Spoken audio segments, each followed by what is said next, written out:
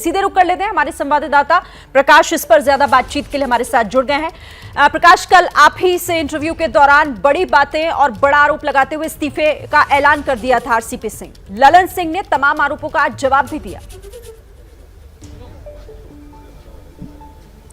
शिरीन, जो सबसे बड़ी बात आज जो ललन सिंह ने कही है कि जो षड्यंत्र हुआ है नीतीश कुमार के कद को छोटा करने का, उसमें चिराग मॉडल का इस्तेमाल किया गया, चिराग का नाम लिया गया है और दूसरा चिराग तैयार किया जा रहा था।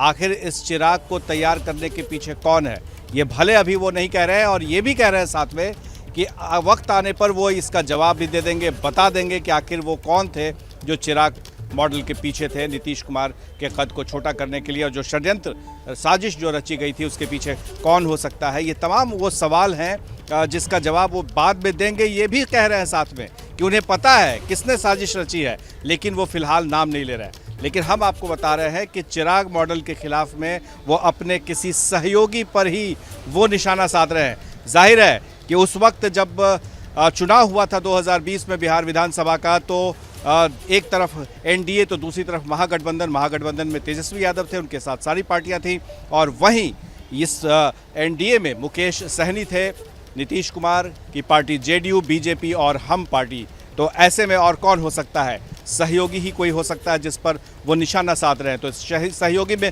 किसके पास इतनी ताकत थी जो चिराग को हवा दे और उसके कंधे का इस्तेमाल करते हुए और ये निशाना नीतीश कुमार पर लगाया गया हो। तो जाहिर है ये अब किसी से छिपा नहीं है, इसे कहते हैं ओपन सीक्रेट, वो अब जाहिर हो गया है और अब कोई राज की बात नहीं रह गई, सिर्फ नाम लेना बाकी है। और वो भी वक्त आ जाएगा जल्द ही जिसमें कि नाम भी ले लिया जाएगा कि किसने षड्यंत्र रचा और कौन पार्टी और कौन नेता वो थे जो इसके पीछे थे। लेकिन फिलहाल आरसीपी सिंह पर जिस तरह से ललन सिंह ने बयान दिए हैं, जिन शब्दों का इस्तेमाल किया है, जहाज में सबसे पहले जब छेद होता है तो कौन भागता है, तो पीछे से नीचे से उनके समर्थकों से आवाज़ आई चूहा। तो इस तरह से कई सारे ऐसे सवाल का जवाब दिया गया कि वो सत्ता के साथी थे, नीतीश कुमार के साथ जरूर थे, नीतीश कुमार की कृपा पर वो थे, लेकिन बाद में वो पलट गए और दूसरे लोगों के लिए काम कर रहे थे। तमाम ऐसे सवाल के जवाब दिए जिसमें इल्ज़ाम लगाया गया आरसीपी सिंह पर, और उन्हें एक तरह से ये कहा गया कि वो चले गए, इस्तीफा दे दिए तो वो स्वतंत्र हैं, कहीं भी जा सकते हैं। पर मामला यहीं ख़त्म नहीं होता है, क्योंकि इस पूरे प्रेस कॉन्फ्रेंस में दूसरा पक्ष ये भी था कि जेडीयू का और बीजेपी के साथ जो रिश्ते हैं वो किस तरह के रिश्ते हैं, क्या इन रिश्तों में कोई दम बचा है, क्या आगे रहेगा।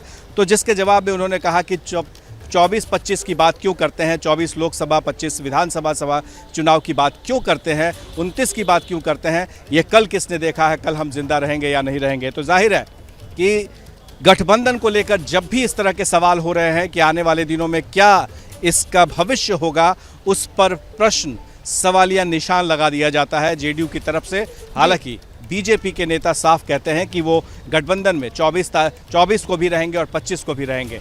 तो गठबंधन को लेकर जो सवाल उठ रहे थे, जैसा कि आज खुद ललन सिंह ने ये साफ कर दिया है कि केंद्रीय मंत्रिमंडल में वो शामिल नहीं होंगे, और ये फैसला उनके सर्वमान्य नेता नीतीश कुमार का 2019 में ही लिया गया था और उसी पर वो कायम रहेंगे। तो ये भी जेडीयू की तरफ से साफ कर दिया गया है। तो धीरे धीरे तस्वीरें साफ हो रही हैं कि बीजेपी और जेडीयू के बीच गठबंधन को लेकर जो सवाल उठ रहे थे उसका अंजाम क्या होने वाला है और किस तरह ये हवा बह रही है। शिरीन, बहुत शुक्रिया आपका हमारे साथ जुड़ने के लिए और इस बातचीत के लिए। तो प्रकाश कुमार हमें बता रहे थे कि इसका मतलब क्या हुआ, जिन जिन बातों का आज जिक्र यहाँ पर ललन सिंह ने अपनी प्रेस कॉन्फ्रेंस में किया, वो किस तरफ इशारा कर रहे थे। इस बड़ी खबर पर लगातार हमारी नजर है।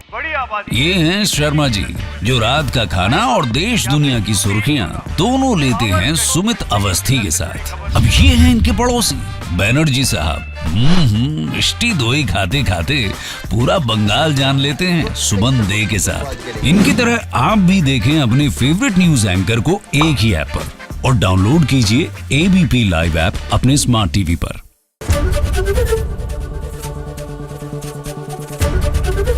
एबीपी न्यूज आपको रखे आगे।